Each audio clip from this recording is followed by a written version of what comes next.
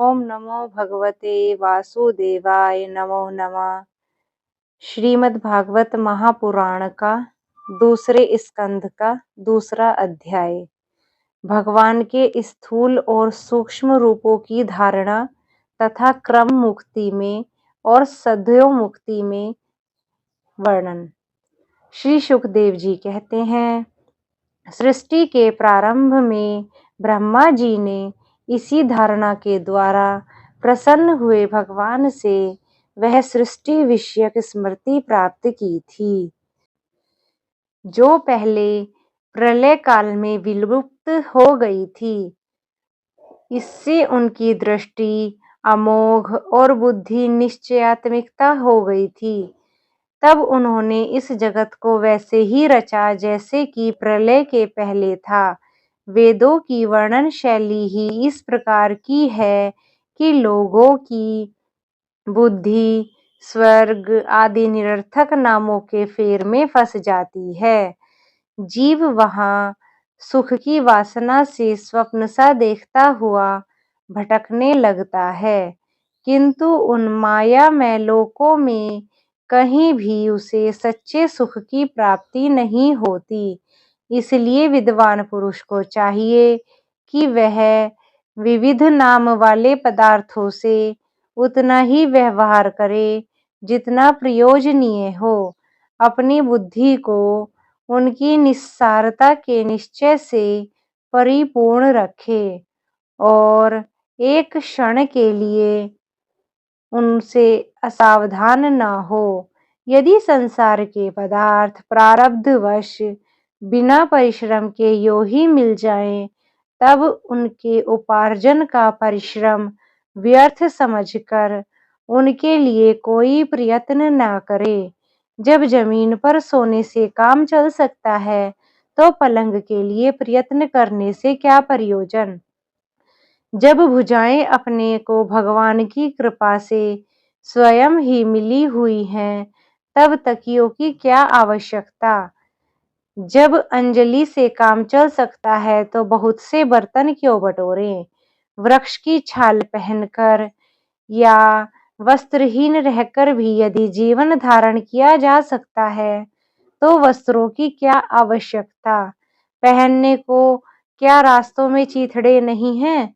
भूख लगने पर दूसरों के लिए ही शरीर धारण करने वाले वृक्ष क्या फल फूल की भिक्षा नहीं देते।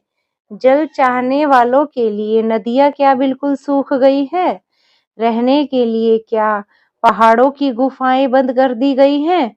अरे भाई, सबने सही, क्या भगवान भी अपने शरणागतों की रक्षा नहीं करते। ऐसी स्थिति में बुद्धिमान लोग भी धन के नशे में चूर घमंडी धनियों की चापलूसी क्यों करते हैं। इस प्रकार विरक्त हो जाने पर अपने हृदय में नित्य विराजमान स्वतः सिद्ध आत्मस्वरूप परम प्रियतम परम सत्य जो अनंत भगवान है, बड़े प्रेम और आनंद से दृढ़ निश्चय करके उन्हीं का भजन करें, क्योंकि उनके भजन से जन्म मृत्यु के चक्कर में डालने वाले अज्ञान का नाश हो जाता है। पशुओं की तो बात ही अलग है, परंतु मनुष्यों में भला ऐसा कौन है जो लोगों को इस संसार रूप वैतरणी नदी में गिरकर अपने कर्म जन्य दुखों को भोगते हुए देखकर भी भगवान का मंगलमय चिंतन नहीं करेगा। इन असत विषय भोगों में ही अपने चित्त को भटकने देगा। कोई कोई साधक अपने शरीर के भीतर हृदय काश में विराजमान भगवान के प्रादेश मात्र स्वरूप की धारणा करते हैं। वे ऐसा ध्यान करते हैं कि भगवान की चार भुजाओं में शंख चक्र गदा और पद्म है। उनके मुख पर प्रसन्नता झलक रही है। कमल के समान विशाल कोमल नेत्र हैं। कदम्ब के पुष्प की केसर के समान पीला वस्त्र धारण किए हुए हैं। भुजाओं में श्रेष्ठ रत्नों से जड़े सोने के बाजूबंद शोभायमान हैं। सिर पर बड़ा ही सुंदर मुकुट और कानों में कुंडल है। जिनमें जड़े हुए बहुमूल्य रत्न जगमगा रहे हैं। उनके चरण कमल योगेश्वरों के खिले हुए हृदय कमल की कर्णिका पर विराजित है। उनके हृदय पर श्रीवत्स का चिन्ह है। एक सुनहरी रेखा है। गले में कौस्तुभ मणि लटक रही है। वक्ष स्थल कभी न कुम्हलाने वाली वनमाला से घिरा हुआ है। कमर में करधनी, अंगुलियों में बहुमूल्य अंगूठी, चरणों में नुपुर और हाथों में कंगन आदि आभूषण धारण किए हुए हैं। उनके बालों की लटें बहुत चिकनी, निर्मल, घुंघराली और नीली हैं। उनका मुख कमल मंद मंद मुस्कान से खिल रहा है। लीलापूर्ण उन्मुक्त हास्य और चितवन से शोभायमान भौहों के द्वारा वे भक्तजनों पर अनंत अनुग्रह की वर्षा कर रहे हैं। जब तक मन इस धारणा के द्वारा स्थिर न हो जाए, तब तक बार बार इन चिंतन स्वरूप भगवान को देखते रहने की चेष्टा करनी चाहिए। भगवान के चरण कमलों से लेकर उनके मुस्कान युक्त मुख कमल पर्यंत समस्त अंगों की एक एक करके बुद्धि के द्वारा धारणा करनी चाहिए। जैसे जैसे बुद्धि शुद्ध हो जाएगी, वैसे वैसे चित्त स्थिर हो जाएगा। जब एक अंग का ध्यान ठीक ठीक होने लगेगा, तब उसे छोड़ के दूसरे अंग का ध्यान करना चाहिए। यह विश्वेश्वर भगवान दृश्य नहीं दृष्टा है। सगुण निर्गुण सब कुछ इन्हीं का स्वरूप है। जब तक इनमें अनन्य प्रेम में भक्ति का योग न हो जाए, तब तक साधक को नित्य नैमित्तिक कर्मों के बाद एकाग्रता से भगवान के उपर्युक्त स्थूल रूप का ही चिंतन करना चाहिए। हे परीक्षित, जब योगी पुरुष इस मनुष्य लोक को छोड़ना चाहे, तब देश और काल में मन को न लगाए।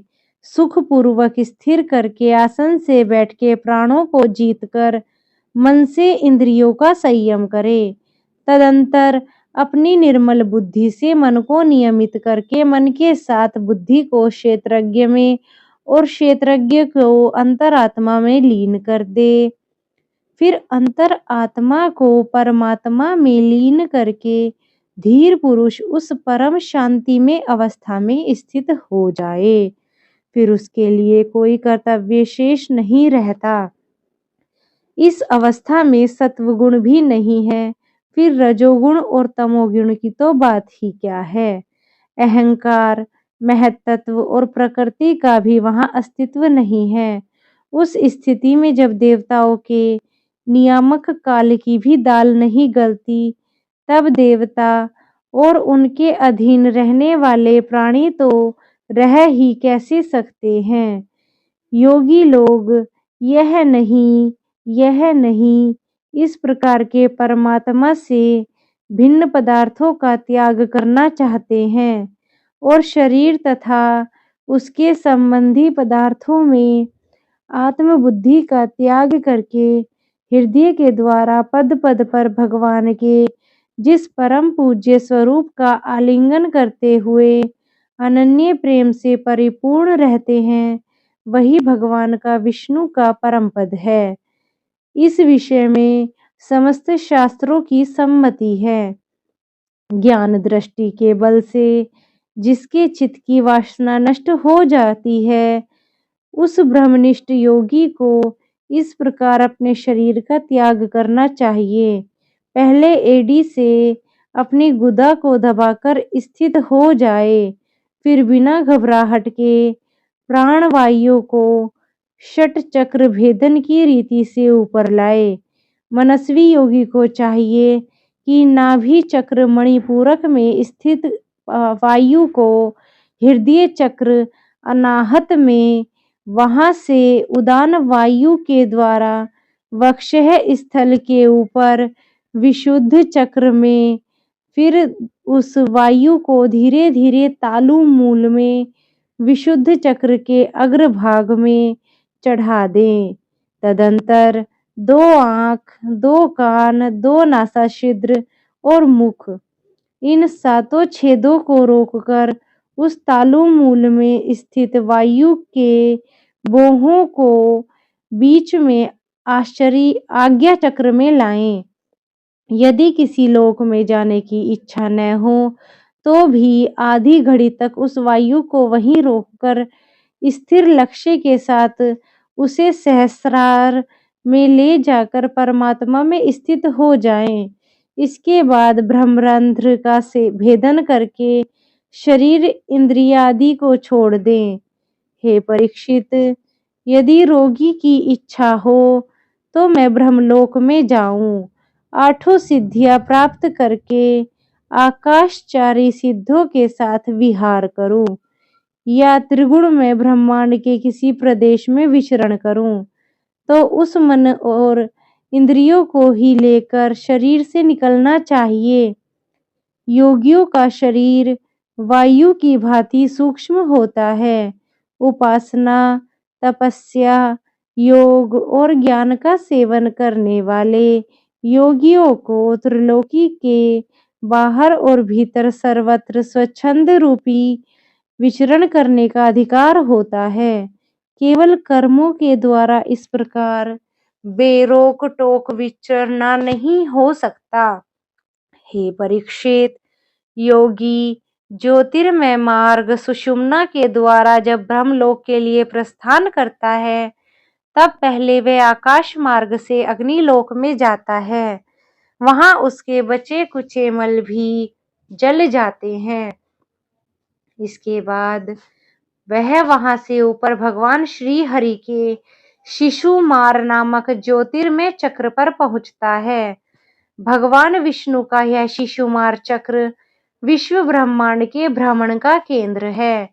उसका अतिक्रमण करके अत्यंत सूक्ष्म व निर्मल शरीर से वह अकेला ही महलोक में जाता है।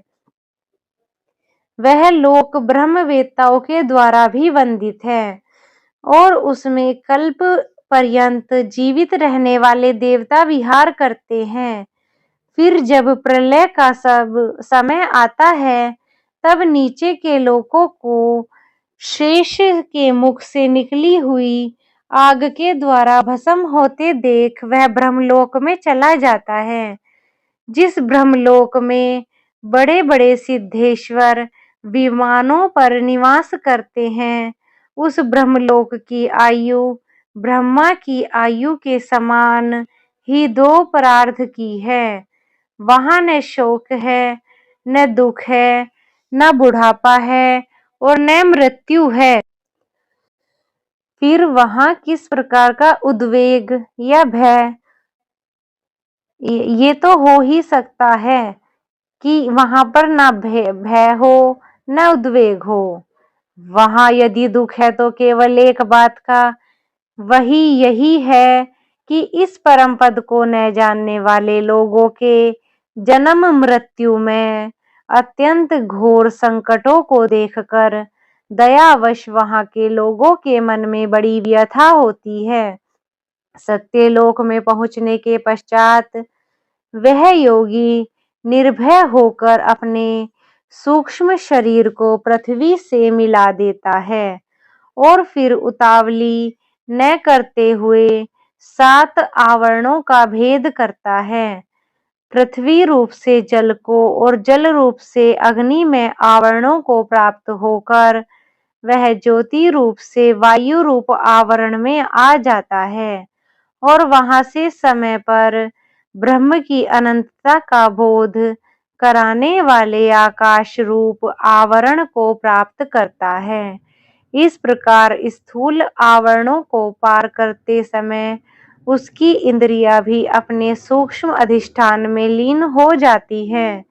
घ्राणेन्द्रिय गंधत मात्रा में, रसना रसन तन मात्रा में, नेत्र रूप तन मात्रा में, त्वचा स्पर्श तन मात्रा में और छौत्र शब्द तन मात्रा में और कर्मेंद्रियां अपनी अपनी क्रिया शक्ति में मिलकर अपने अपने सूक्ष्म रूप को प्राप्त हो जाती हैं। इस प्रकार योगी पंचभूतों के सूक्ष्म स्थूल आवरण को पार करके अहंकार में प्रवेश करता है, वहाँ सूक्ष्म भूतों को तामस अहंकार में, इंद्रियों को राजस अहंकार में और मन और इंद्रियों के अधिष्ठाता देवताओं को सात्विक अहंकार में लीन कर देता है। इसके बाद अहंकार के सहित लय रूप गति के द्वारा महत्तत्व में प्रवेश करके अंत में समस्त गुणों के लय स्थान प्रकृति रूप आवरण में जा मिलता है। परीक्षित, महाप्रलय के समय प्रकृति रूप आवरण का भी लय हो जाने पर वह योगी स्वयं आनंद स्वरूप होकर अपने उस निरावरण रूप से आनंद स्वरूप को शांत परमात्मा को प्राप्त हो जाता है, जिसे इस भगवन्मयी गति की प्राप्ति हो जाती है, उसे फिर इस संसार में नहीं आना पड़ता। परीक्षित, तुमने जो कुछ पूछा था उसके उत्तर में मैंने वेदोक्त द्विविध सनातन मार्ग, सदो मुक्ति और क्रम मुक्ति का वर्णन तुमसे कर दिया है। पहले ब्रह्मा जी ने भगवान वासुदेव की आराधना करके उनसे जब यह प्रश्न किया था, तब उन्होंने उत्तर में ही दोनों मार्गों की बात ब्रह्मा जी से कही थी। संसार चक्र में पड़े हुए मनुष्य के लिए जिस साधन के द्वारा उसे भगवान श्री कृष्ण की अनन्य प्रेममयी भक्ति प्राप्त हो जाए, उसके अतिरिक्त और कोई भी कल्याणकारी मार्ग नहीं है। भगवान ब्रह्मा ने एकाग्र चित्त से सारे वेदों का 3 बार अनुशीलन करके अपनी बुद्धि से यही निश्चय किया है कि जिससे सर्वात्मा भगवान श्री कृष्ण के प्रति अनन्य प्रेम प्राप्त हो, वही सर्वश्रेष्ठ धर्म है। समस्त चर अचर प्राणियों में उनके आत्मा रूप से भगवान श्री कृष्ण ही लक्षित होते हैं, क्योंकि ये बुद्धि आदि दृश्य पदार्थ उनका अनुमान करने वाले लक्षण हैं। वे इनके सबके साक्षी एकमात्र दृष्टा हैं।